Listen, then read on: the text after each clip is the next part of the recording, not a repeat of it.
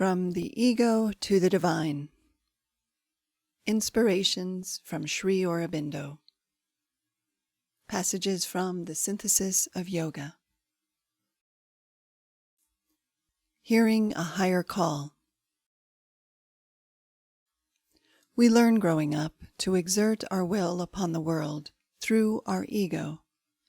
Ordinarily, this works well enough, but many feel a higher call, something beyond the ego. This can lead to a journey into the divine. There is a multitude of names and forms, and the nameless, formless, for what the divine means to each person. We honor that and approach this journey from the perspective of an integral yoga, which can incorporate the various paths and practices towards the supreme realization, even one which culminates in a divine life on earth. The divine speaks to each of us in an intimate way to guide our life and direct us to the fulfillment of our highest purpose. We can clear the way to hear this call and recognize its press in steering us. The surest way towards this integral fulfillment is to find the master of the secret who dwells within us. Open ourselves constantly to the divine power, which is also the divine wisdom and love, and trust to it to effect the conversion. But it is difficult for the egoistic consciousness to do this at all at the beginning, and, if done at all, it is still difficult to do it perfectly and in every strand of our nature. It is difficult at first because our egoistic habits of thought, of sensation, of feeling block up the avenues by which we can arrive at the perception that is needed. It is difficult afterwards because the faith, the surrender, the courage requisite in this path are not easy to the ego-clouded soul. Moving from ego to divine center. The ego is based in separateness. It is ultimately a falsehood. But God uses even the false movements of our ego to bring us closer to Him and to renovate the world. We must, however, be vigilant in rooting the ego out, not heeding its little voice, and instead listen to God. The divine working is not the working which the egoistic mind desires or approves, for it uses error in order to arrive at truth, suffering in order to arrive at bliss, imperfection in order to arrive at perfection.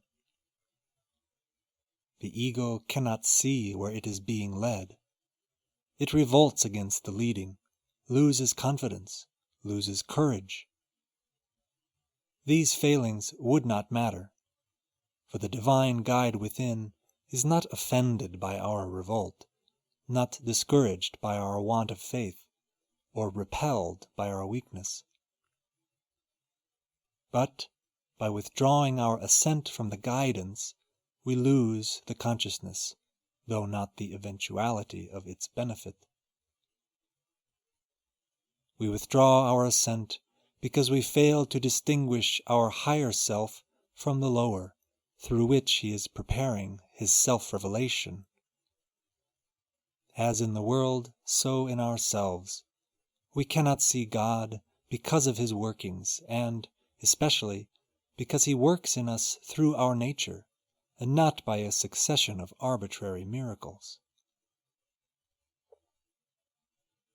Man demands miracles that he may have faith.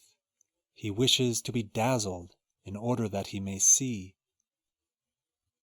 This impatience, this ignorance, may turn into a great danger and disaster if, in our revolt against the divine leading, we call in another distorting force, more satisfying to our impulses and desires, and ask it to guide us and give it the divine name. Throughout the yoga, this form of desire, this figure of the ego, is the enemy against whom we have to be always on our guard with an unsleeping vigilance. We need not be discouraged when we find him lurking within us and assuming all sorts of disguises, but we should be vigilant to detect him in all his masks and inexorable in expelling his influence. Disentangling the ego. All our reactions and desires are simply the function of conditioning. They are not real, but products of associations. Some might be helpful, others have worn out their usefulness, but most have become obstacles.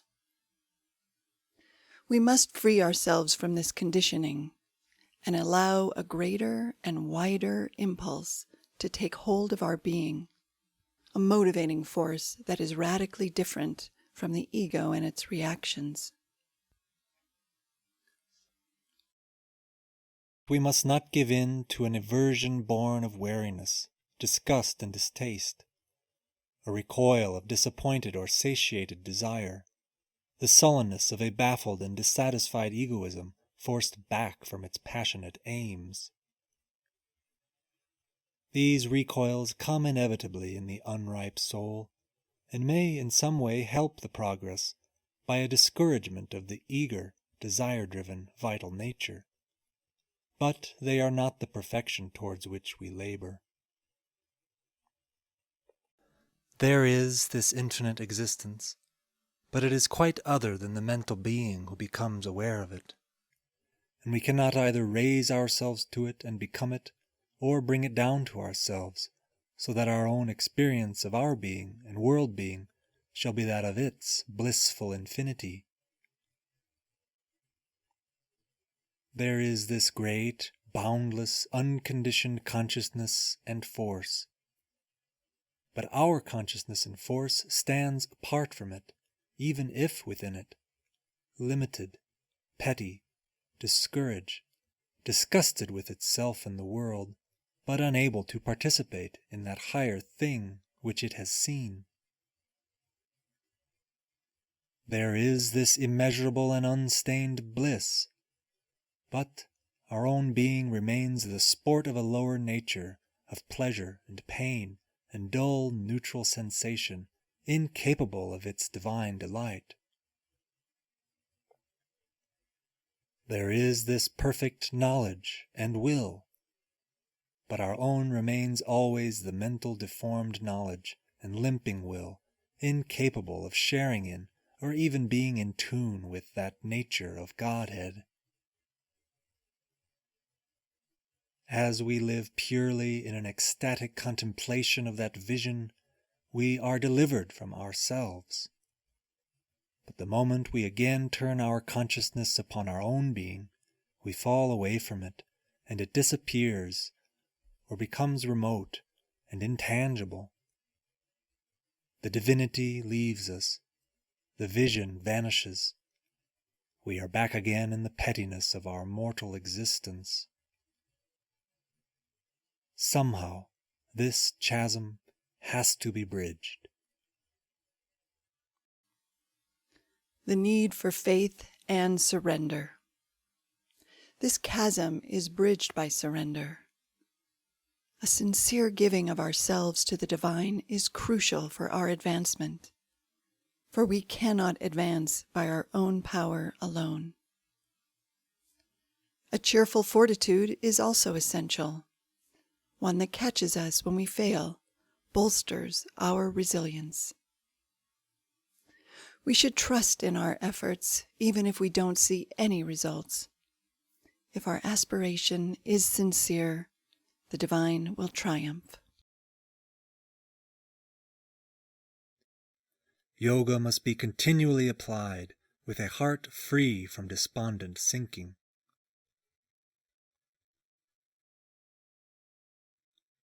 Nothing is easier for us than to accuse God in our hearts when we suffer long or stumble in the darkness, or to abjure the ideal that we have set before us. For we say, I have staked my whole life on an idea which the stern facts of experience contradict and discourage. It would have been better to be as other men are, who accept their limitations and walk on the firm ground of normal experience. In such moments, and they are sometimes frequent and long, all the higher experience is forgotten, and the heart concentrates itself in its own bitterness. It is in these dark passages that it is possible to fall for good, or to turn away from the divine labor.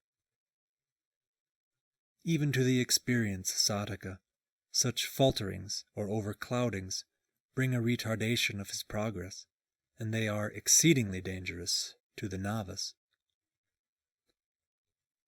It is therefore necessary from the beginning to understand and accept the arduous difficulty of the path, and to feel the need of a faith which to the intellect may seem blind, but yet is wiser than our reasoning intelligence.